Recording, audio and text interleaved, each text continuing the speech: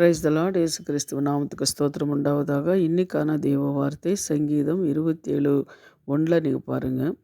கர்த்தர் என் வெளிச்சமும் என் இரட்சிப்புமானவர், யாருக்கு பயப்படுவேன்? கர்த்தர் என்னை ஜீவனும் அருணுமானவர், யாருக்கு அஞ்சுவேன்? கர்த்தர் நம்மளுக்கு இரட்சிப்புமாயிருக்கிறார்.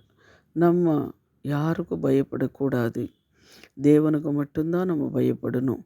அதே இன்னும் நம்ம ஜீவனும் அருணமானவர், அவருக்கு மட்டும் நம்ம பயப்படணும்.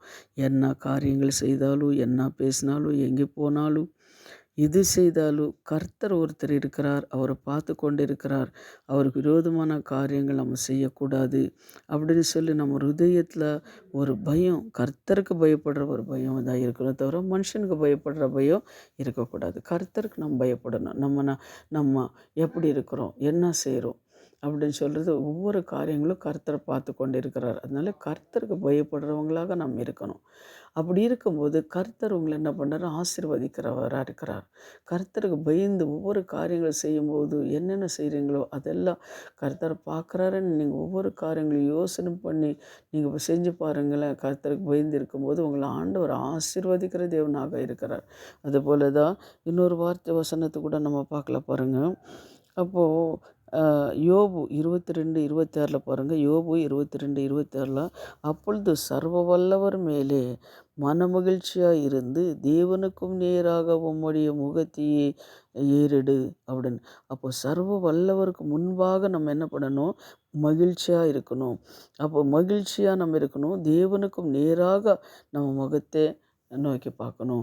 அப்போ நம்ம தேவனுக்கு பயந்து நம்ம நடக்கும்போது நம்ம என்ன ஆகுதுன்னா, நம்ம சந்தோஷமாக இருக்க முடியும். ஏன்னா தேவனுக்கு பயந்து நடக்கும்போது நம்ம சந்தோஷம். தேவனுக்கு விரோதமான காரியங்கள் நான் செய்யலை, தேவனுக்கு விரோதமான பேச்சில் பேசலை, யாரும் நான் துன்பப்படுத்தலை, யாரும் நான் துக்கப்படுத்தலை, தேவனே நீர் என் பாவங்களில் மன்னிச்சிருக்கிறீங்களே அப்படின்னு சொல்லி அவர் பாதத்தில் நம்ம சந்தோஷமாக சமாதானமாக இருக்க முடியும்.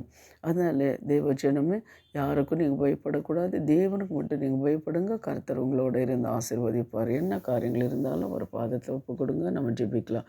தேவாதி தேவனே, சுவாமி, வானத்தையும் பூமியும் படுத்த கர்த்தாவே, உங்கள் பாதப்படியில் சுவாமி இந்த காலை வேளையில் வருகிறேன். ஆண்டவரே, இந்த வார்த்தை கேட்குற ஒவ்வொரு பிள்ளைங்களுக்கு கர்த்தாவே அவங்க வாழ்க்கையில் சமாதானம் கொடுங்க. ஆண்டவரே, கர்த்தருக்கு பயந்து வாழ்கிறவங்களாக, உங்களுக்கு கீழ்ப்படிந்து நடக்கிறவங்களாக நீ அப்பா அவங்கள மாற்றுங்க, அவங்கள உருவாக்குங்க, பரிசுத்தப்படுத்துங்க, அவங்கள ஆசீர்வதிங்க.